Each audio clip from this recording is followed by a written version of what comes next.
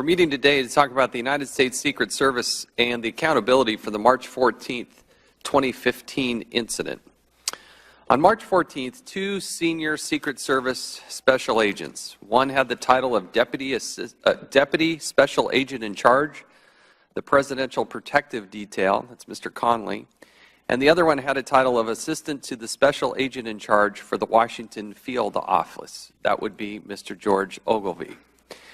The allegation and the concern was that they drove through a criminal scene investigation of a potential bomb at the White House. Following the incident, there were allegations that the two agents were intoxicated after being at a bar downtown for a retirement party. Most concerning, however, was the allegation neither agent was given a sobriety test, nor were the agents reprimanded in any way. Part of the concern was what happened in this potential bomb scene, and what did they do about it? What did the supervisors know? When did they know it? And how did they report it up the chain of command? Instead, everyone involved was told to go home and pretend like nothing happened. To get a better sense of what happened on March 4th, Ranking Member Cummings and I met with Secret Service Director Clancy.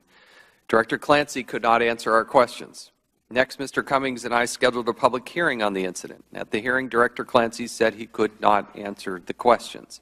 Instead, he deferred to the Department of Homeland Security Office of Inspector General, who was investigating the matter. That investigation is now complete, and we're pleased to have Mr. Roth here with us today to talk about the conclusions of that investigation.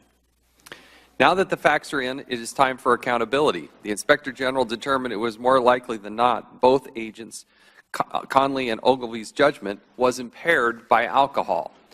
Since the sobriety test wasn't given to either agent the night of March 4th, the Inspector General came to the conclusion based on the facts. These included both Conley and Ogilvie spent 5 hours in a bar running up a bar tab that included 14 drinks after 2 hours of an open bar. And the objective behavior of the two experienced Secret Service agents who should have known better. The agents' impaired judgment resulted in them driving, and I quote, into a crime scene inches from what the rest of the Secret Service was treating as a potential explosive device, and which, under different circumstances, could have been... Let me read that quote again. Sorry for the disruption. The agent's impaired judgment resulted in them driving into what I quote from the report, into a crime scene inches from what the rest of the Secret Service was treating as a potential explosive device, and which, under different circumstances, could have endangered their own lives and those of the uniformed division officers responding, end quote. If that had been true, if it had been a real bomb, these agents would have been lucky to be alive. They were endangering the lives of too many people by doing what they had done. Following the incident, the story of the incident began making its way up the chain of command, where it eventually reached Mr. Conley himself, for you see, he is in the chain of command. Though required to report what happened, Mr. Conley chose not to. Mr. Conley even met with his boss, Special Agent in Charge Robert Buster, on March 6th to talk about the suspicious package incident, but made no mention of being involved with the incident himself. Mr. Ogilvie, likewise, had a duty to self-report and chose not to. As the Inspector General found, their failure to report, quote, reflects either poor judgment or an affirmative desire to hide their activities, end quote. Relying on the honor system for reporting this type of egregious misconduct does not work when agents do not act honorably.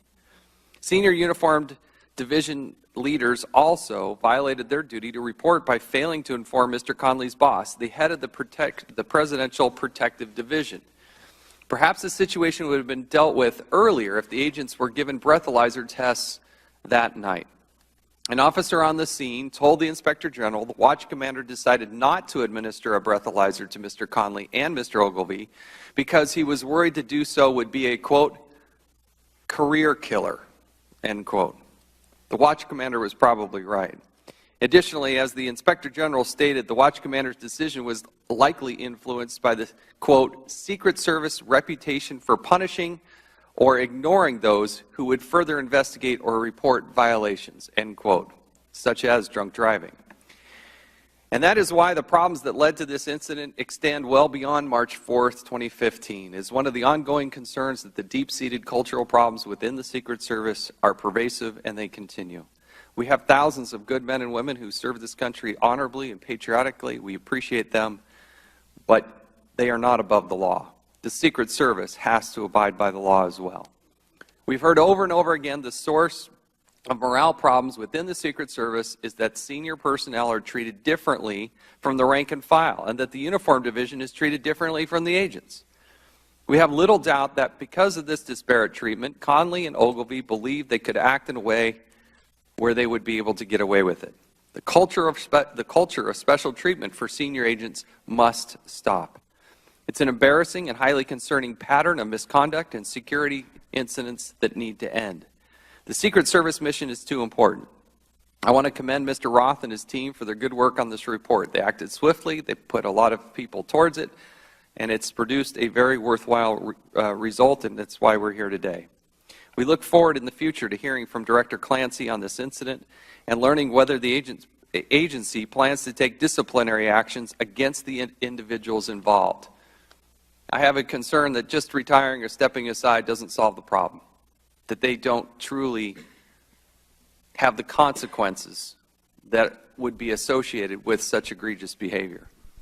The job of the Secret Service is too important not to reprimand those who exercise shockingly poor judgment, which could put the President and his family at risk.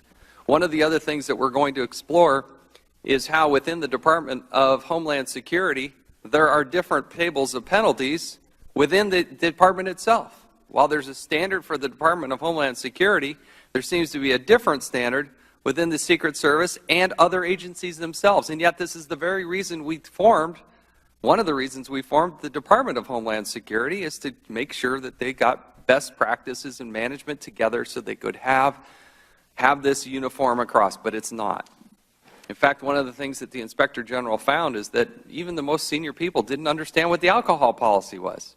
Sort of an important thing to do, and certainly an important thing to understand and know. You mentioned that there were others that had been drinking that evening that went back to, where did they go? Did they go to the White House or did they go to the Operations Center? I think they would have gone back to Secret Service headquarters, but I'm not 100% sure as I sit here exactly who that would have been. But I do recall in some of the interviews the fact that what happened is they'd have a beer and a sandwich, say goodbye, and then go back to work. But this incident of this night that we're talking about, some of the people, in addition to Ogilvy and Conley, went back to work, correct? That's my understanding. How many people do you know? I don't have that information. And that's the concern. This isn't just one person make a rookie mistake. You have two people here, Mr. Conley with 27 years of experience, Mr. Ogilvy with 19 years of experience, some 46 years of experience. Are you telling me that they didn't know that it's wrong to drink? Look, it's not right to drink alcohol and work the French fry machine at McDonald's. And it's certainly not right to drink and go into the White House or the White House compound or drive a vehicle when you're there to protect the president and the first family. These people have guns. They have trust. They have people that they can blow past and say, look, I'm your supervisor, you're letting me through. And that's what's happening here. And then when you did have that poor officer, you got officers there that are trying to do the right thing, and it is your testimony that these very senior people with badges, guns, and alcohol in their breath told them, oh, I just came from headquarters. They didn't mention that they had come from the bar, did they? No. Was that a lie?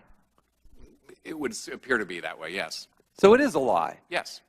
And that's the problem, is they're lying to themselves because they did take a government vehicle. They should know after 46 years of experience that the reason they're doing it on taxpayer dollars is that they're there to respond at a moment's notice. We never know when something's going to happen.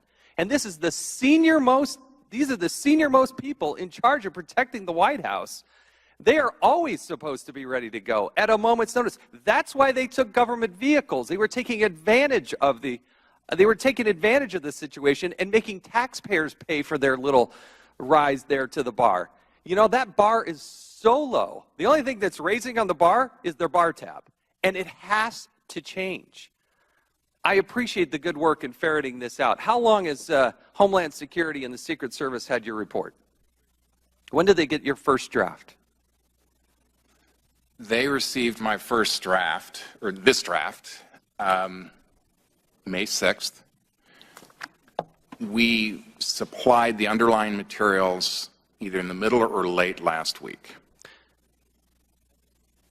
And yet there's been no consequence yet. We get reports that maybe one person's going to retire, and who knows when that's going to be. What discretion does Secretary Clancy have in revoking their security clearance? I don't have that information. But he could revoke their security clearance immediately, correct? I'm not sure what the process is for revocation of security clearances. I know that there is a process that's involved, but I don't know what it is. It could be put on non-paid leave, correct? That's my understanding. Do you think this is an aggravated situation? My understanding is that non-paid leave, I don't, unfortunately, Congressman, you're getting into areas of employment law that are simply beyond my competence, and I apologize for that. No, I think that's a fair situation. But as Mr. Russell just aptly pointed out, even if they weren't drunk and they interrupted a potential bomb scene, that's totally unacceptable. If they lied to somebody who also works for the Secret Service, that is unacceptable behavior. And if you look at what happened in the email chain, trying to protect themselves and making sure that the word didn't get read, there is plenty of evidence. This is a pivotal moment for the Secret Service. This is the time when we find out with Director Clancy and Secretary Johnson if they have the guts to do what needs to be done. Because in my opinion, these people should be fired. Today, they should lose and have their security clearances revoked.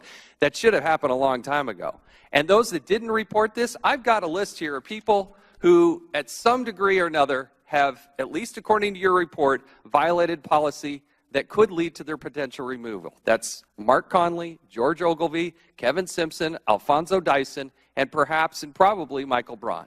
At the very least, those people, they need to be taken to the woodshed, and they should lose their security clearances. They should lose their job. And if I was the President of the United States, I would never want to see them again.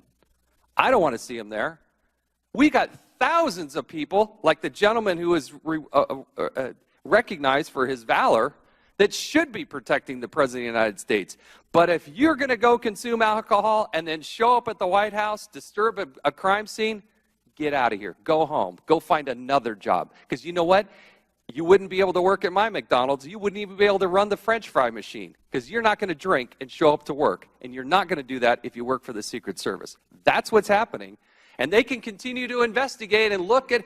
Your report is very conclusive. It was independent in its nature. And it's time for this director and this secretary to take some definitive, conclusive action and fix the problem and send a message to the rest of the workforce. We are not going to put up with anybody who's showing up to work drunk, inebriated, lying, trying to cover up, not reporting. I mean, how many things went wrong here today?